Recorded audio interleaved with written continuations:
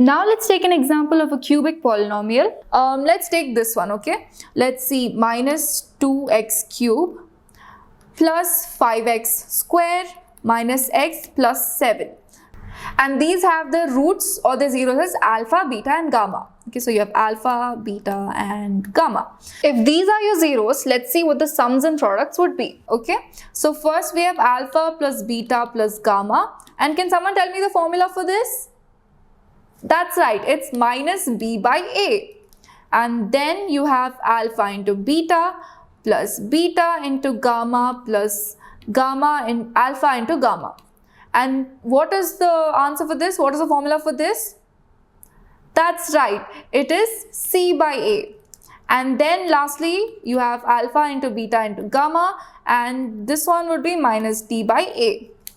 Now, can we substitute the values from this polynomial over here?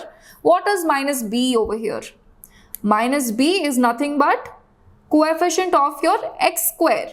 That would be plus 5. So, you have minus of 5 by minus 2.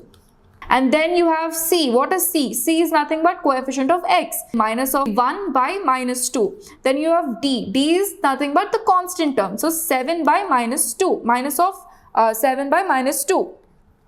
Okay, so the minus gets cancelled, you have 5 by 2, you have 1 by 2 and lastly you have 7 by 2. Got the sums and the products of the zeros for this cubic polynomial.